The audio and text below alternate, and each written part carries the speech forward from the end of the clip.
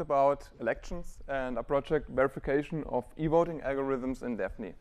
So first of all, this is the team, and we're mainly students of computer science in the 5th semester at the University of Regensburg, and we work together with a chair in theoretical computer science, also from the University of Regensburg. And the project took course over the whole last semester, so our 4th semester. And to get into that, I'll first explain what e-voting really is, because that's very important for the project. So what is e-voting? Well, e-voting is basically just holding a normal election, but with the use of computers or voting machines. So instead of people and paper, we try to digitalize it. And this brings some advantages and some disadvantages. For example, advantages are it's very accessible, so for a voter to give a vote via internet is much more easy. And that's great. And also the computing is done very fast. So for complex algorithms, computers are a nice thing to have. Yeah, so that's good. But as always, there are some bad things too. So in this case, with e-voting, a huge issue is trust. So a voter needs to trust the e-voting platform on which he will submit his vote. And that's not that easily given. So there can be problems with the implementation. So is the algorithm really correct? That could be a huge problem. So I want this election to run as it should. And that's one issue, and transparency. So most e-voting platforms at the time don't really show what they're doing behind the scenes. So these were our goals, basically, to build e-voting platforms in which the users could trust. So first thing is we wanted to formally verify our implementations of the voting algorithms, because obviously that is a huge factor for trust if the implementation is formally verified. And second, we made a complete code for the algorithms available for download on our websites and on GitHub to show transparency for the user, so you can check out the code himself. Okay, so the project itself. We started first with researching different voting algorithms, because each voting algorithm has some advantages and disadvantages, but I will come to that later. And then we researched some of them and selected the ones we want to use on our platform. Then we verified them using Dafny', which was the main part of the project, and I will show you some interesting insights on that later. And the third part was that we created 2 websites on which users can hold elections using our verified algorithms. So here is a little screenshot from one election that we did on our platform. And as you can see, it's about the worst double sequel. We will need that later. Just keep that in mind. So now, the algorithms. So as I said, we used 4 algorithms. So the generalized score voting, the Borda Count, Instant-Runoff Voting, and Single Transferable Vote. Some of you may know some of these algorithms. For example, Borda Count is used in the Eurovision Song Contest to elect the winner's song. And Single Transferable Vote is used in the democratic election of the Senate in Australia. So some algorithms are really important, like this one.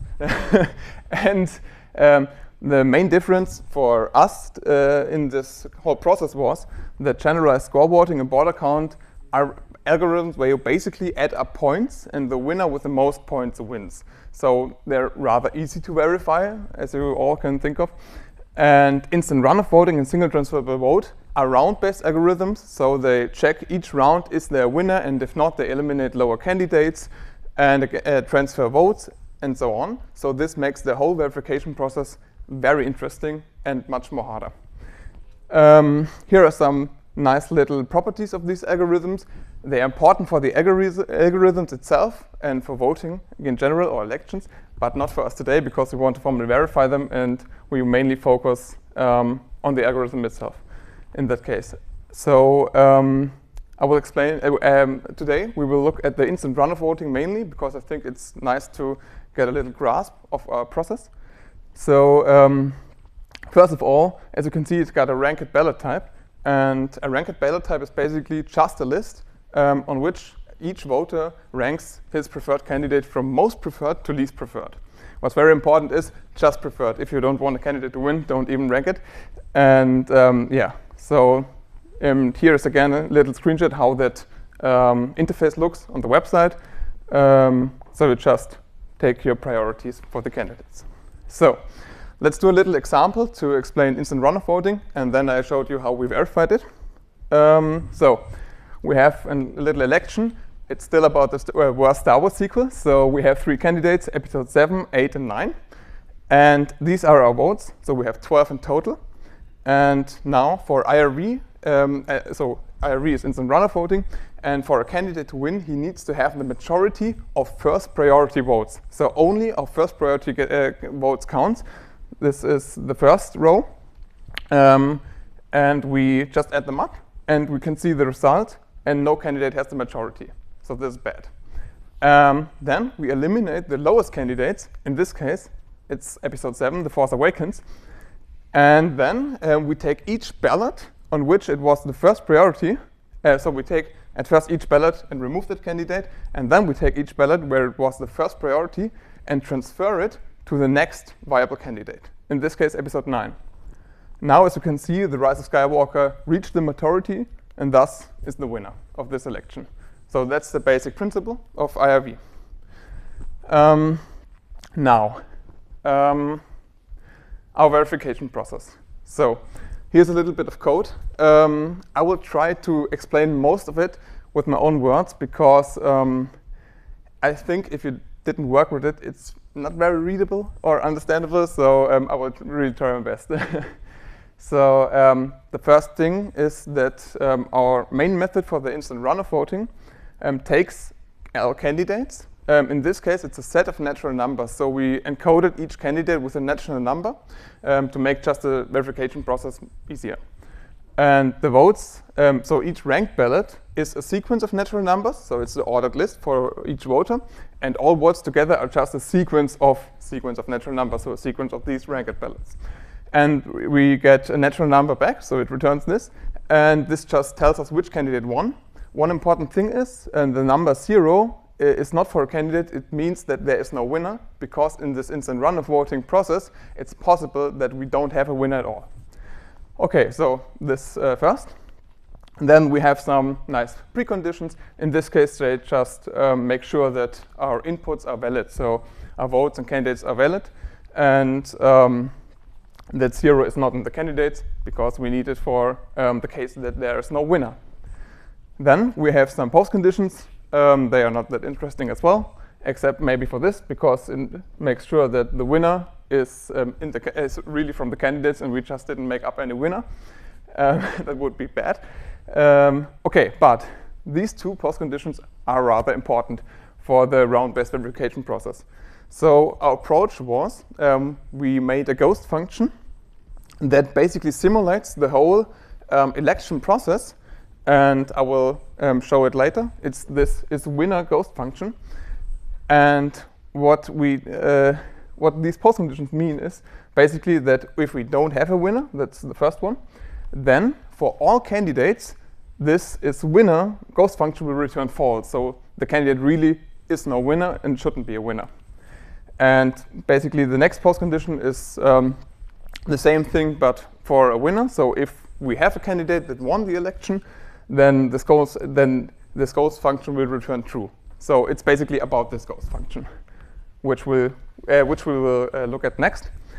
And the ghost function takes in the candidate we want to check, then the candidates and the votes, and returns if that candidate is a winner or not with the given votes and candidates. So what's interesting about this is, so we have this case where a candidate is not a winner. And if that's the case, you shouldn't have the majority, because for this election for the candidate to win in this election, he needs to have the majority. OK, so this is very important. And the next point is that if a candidate is not a winner, then there is either a winner in this round, or he gets eliminated, that is this, or the candidate won't be a winner in the next round. So we did this by recursively calling this goes function with an updated candidates in lists due to the elimination process. Okay, so the next post condition is basically the same thing for a winner. So if a candidate is the winner, then he either has the majority or he will have the majority in the next rounds, which is secured by recursively calling this statement with an updated list of votes and candidates again. So this is basically our approach for the instant runoff voting. For our single transferable vote, that was a little bit more complex. We have a different approach where we save the votes and candidate states from the time the candidate got elected into a list, in which we can argue later on about that timestamp in the election. But I won't show it today because it's too much for this little time slot. Okay, so I hope this was kind of interesting so far for the instant runoff voting. Okay, so let's look at some fun code statistics. We all do love that. Well, we did for all 4 algorithms use 2,385 lines of code in total, of which 1,474 lines are just specifications. That means preconditions, postconditions, assertions, invariants, and so on. So roughly 62% of all of our code are just specifications. And here is a funny little while loop from our single transferable vote method. And as you can see, well, we need some invariants, and the best part is we need all of them. So if we just take one out, it the verification process won't terminate or won't really work. Okay, that's very funny somehow.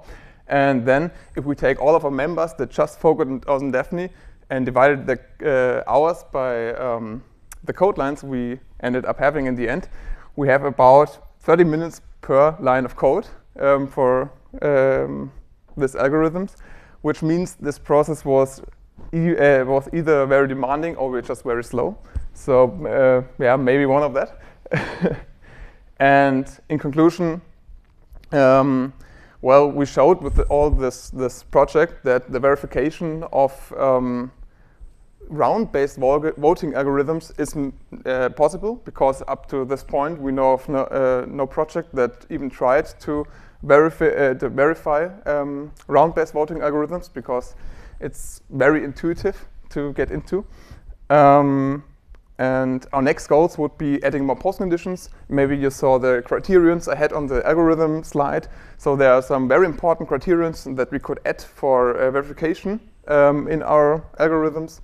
And or we could also add some new algorithms. And yeah, so we have 2 websites. We have an English website that supports the Borda Count and the Single Transferable Vote. We have a German website that supports generalized score voting and instant runoff voting. So if you're interested in them or want to try using them, you can feel free to scan the QR codes and visit our websites and create some elections and send the links to your friends. And what I want to mention as well is the lessons we learned working with Dafny'. It's very funny because in the presentation earlier we had very similar lessons learned kinda, because we had the same problem with the statements that we had to outsource into Lemmata, because just the verification process wouldn't even terminate. And we also had some huge methods which we needed to split into sub-methods for our algorithms. And yeah, there's some funny little things about Dafny' that you learn while working with it in the process. So yeah, okay.